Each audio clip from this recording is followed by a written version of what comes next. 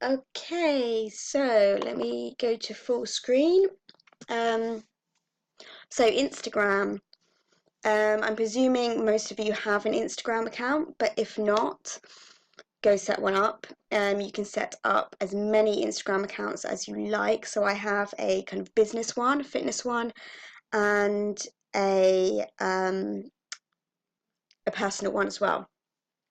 Now, I originally had just kind of personal and business together, but I found I was kind of boring people with my fitness stuff, so I decided to kind of have the two, and it is quite nice actually because then I know I can post the personal stuff on my personal account and keep my business account looking professional and not annoying everybody with my fitness who doesn't want to watch my fitness stuff. Before I became an online coach, I had about 400 followers, and as you can see, that's been increased by 3,000. So I'm going to show you over the next few weeks how I've done that, but I'm going to focus mainly today on kind of setting up your Instagram in the right way, increasing your engagement, because that's a huge part of increasing your followers, to get as much engagement on your posts as possible. You want to think of people liking and commenting on your posts as a way of Instagram showing your post more. So every time somebody likes your post, every time you've got really good engagement on a post, Instagram tends to show it a lot more. So engagement is a really huge part of increasing your following. Now, there's lots of other apps, and I'm going to show you all the apps that I use, and I will do training on all the apps that I use, but we're just going to focus on the basics. So your profile. So as you can see, I've got a clear profile picture of me looking happy. And you want to make your profile picture quite a clear one that shows your personality, and one that, I do tend to see a lot of kind of Snapchat profile pictures and stuff like that. That is one of my pet hates, to be honest. But you want to make your profile picture just clear and happy, I think, depending on what you're going for. It might be a fitness pose, it might be a professional picture, just make it nice and clear, and so people know who they're following. Your bio is the next thing that I wanted to talk about. So this is basically it's like a bio. So it's like when people look at your account, they get a clear description of what they're going to see. So for instance, I've put burnt out fitness instructor to fitness CEO, loves dance, paint. I'm going to put painting, actually. I'm going to change that. I'll show you how to do that in a moment. And helping women to uprise to new levels. I've also put hashtags like cat mum and auntie and ulcerative colitis fighter. So everyone knows who comes to my profile and reads that will know that I'll be posting fitness stuff. They know that I'll be posting maybe some dance stuff, some paint stuff, some things to help women uprise, some pictures of my cats, my nieces and nephew, and possibly things about my journey with ulcerative colitis, so people can get a clear description. So if I had put that, and then I started to post pictures of dogs and I don't know, other things, then it doesn't really link with my bio. But I know that everything I've put in my bio is things that people are going to see on my grid. Okay, so if you want to edit your bio, you just go to edit profile, and then here I think you can fit about 100, is it 100 characters or something there, so you can change it there. What was I going to do? Oh yeah, I was going to change that, wasn't I? Loves dance, painting, and helping women. Now let's see if that's taken that up, actually. Hopefully that's still okay. Okay, submit. Is that going to submit? Maybe it's too long.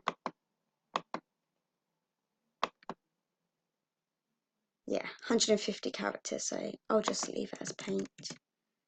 There we go. Submit that. So that is your bio. So to update your bio, that's where you go. So try and make it quite kind of clear about what people are going to see when they go to your account. Okay, so the next thing is your posts. Now your posts and your grid, Instagram was originally created for photographers.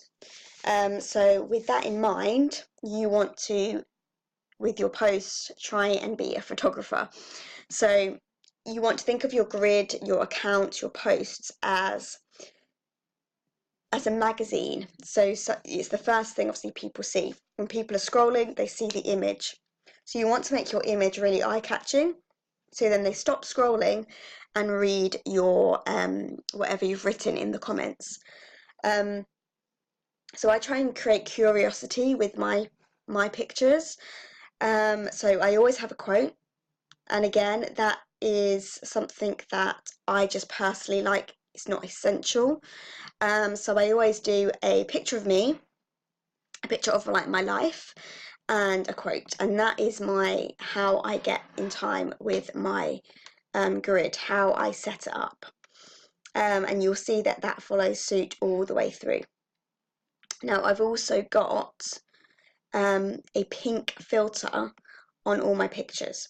So that means that even if my pictures are taken in different lights, so some might be taken in a bigger light, a brighter light, some might be taken in a dark place, it means I can still have the same filter over the top. So you kind of get the same tone and colouring with each of my pictures, so you get that feel for it. I'm going to just take you through and show you the apps that I use. So I'm just going to link my phone. Okay, so these are all the Instagram apps I use, and I will do training on all of them. But for now, I'm just going to show you how I've got my pink filter, so you can start to look at how to make your pictures better. Now, what I would recommend is using any of these. So Snapseed, you can put filters on. PinkU is where I get the pink filter, which I'll show you in a moment. And Preview is where you can upload pictures. So I'm losing my voice at the minute.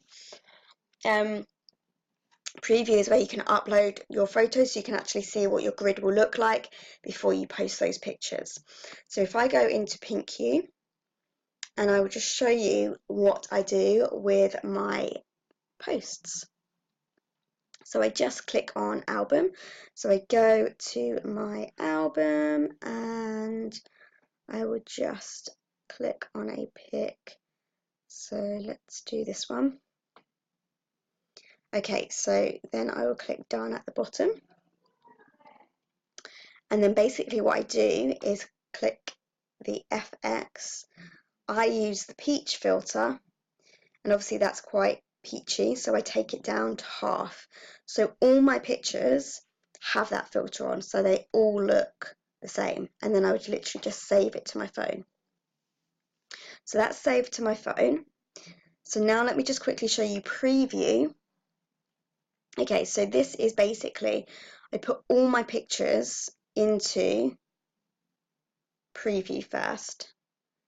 So then I can see how my grid is going to look before I post my pictures.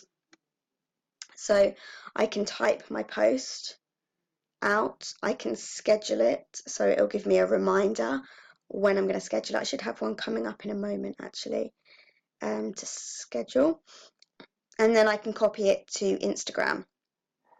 So for instance, this one's scheduled, so I'm just going to do it now to show you. So I've already written it, so I'm just literally going to put it onto Instagram. So I go to copy to Instagram.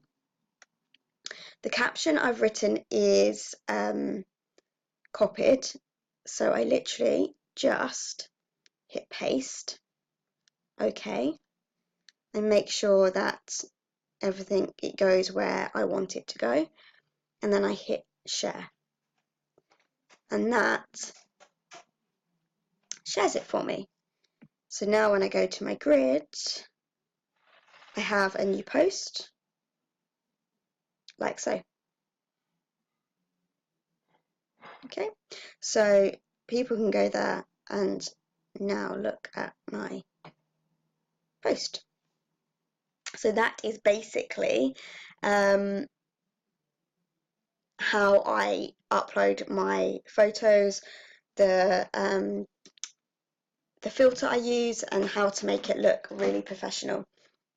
So that's what you want to think about. Every time you go to your grid, every time you're looking down, you want to make it look professional. So you want to think about it being in a magazine. So I don't know about you, but I tend to scroll. I tend to scroll like this when I'm looking through Instagram. So you want to think about, okay, what is going to stop people when they are scrolling? So you want to think of something really, really interesting. So for instance, I'd probably stop on that one because it's a really pretty picture. So then that would probably make me read the caption. Because we are scrollers as people, and so you really like that one. I think, oh, how's she done that? That's weird. That's so anything that makes you stop, you want to really think about, okay, what am I posting and what makes me pause on pictures, and then you want to try and do that. So there's mine. So I thought, oh, how has she got those results? And then I'd probably read the caption. Yeah, so you want to really think about your posts like that. Now, another thing with your posts, I haven't done it on the recent one, but for instance, this one, I always start my comments with a question and an action for people to do. So for this one, I put, who loves a fresh juice? Drop me your love in the emojis below if you do. So immediately, you know, they've stopped scrolling, they've looked at the picture, they've started to read, and it automatically asks them to engage. So even if they just read that top bit, they might just add that comment and put an emoji below. And when they put an emoji, you can then comment back, you can like it. So the more engagement and the more interaction your post is getting, the more Instagram is going to show that post. So it's going to show people that post, and they're going to obviously interact with it a little bit more. Now I've got hashtags as well on my posts. You can have up to 30 hashtags on your posts, but you want to use about 28 because when you use the whole 30, Instagram thinks you're doing something weird and kind of spammy. So they tend not to show it. So you want to a minimum of kind of 28 hashtags. Now your hashtags have also got to be specific to you and what you're posting. So for me, I want to attract kind of fitness instructors to my account. I want to attract people who want to get fit, people who want to build an online business, people who have nieces, people who are trying out gluten-free. So I'm currently in the process of changing my hashtags. Your hashtags want to be, I'll show you in a minute, but want to be less than around 10,000 kind of followers on that hashtag. So if you go to search at the bottom and say you want a hashtag which is like fitness based. Let me go to tags. So as you can see, a lot of the top ones, so fitness girl, I wouldn't use that hashtag because it's got 17 million posts. So if I use that hashtag, my post is going to get lost with the 17 million other people who have used that hashtag. So I want to scroll down and I want to find fitness hashtags that are, say, let's see, there's probably not going to be a lot of small ones here. Let me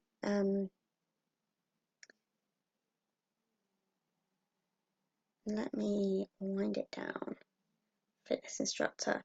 So I could use fitness instructor life. That only has 5,000 kind of posts, people using those posts. So my post, my picture is going to be seen by more people because less people are using the hashtag. So I hope that makes sense. So the more people who are using the hashtag, the more your post is going to get lost in everybody else's posts, and people are not going to see your posts. So you want to try and make it, I mean, I'd probably use a 20,000 one as well, 5,000, anything kind of around there, 10, 20,000, that kind of area.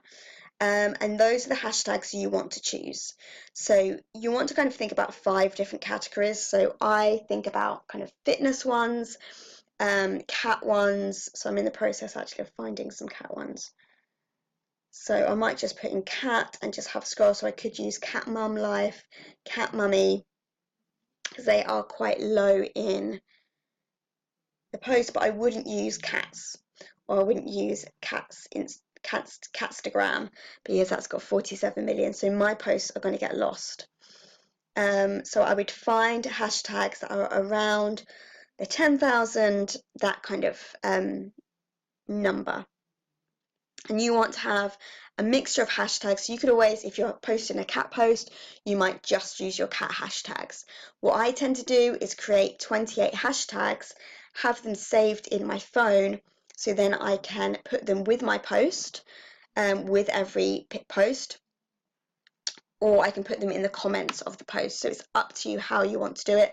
Some people put their hashtags in the comments rather than in the actual post, but I tend to do dots and put them in the actual post.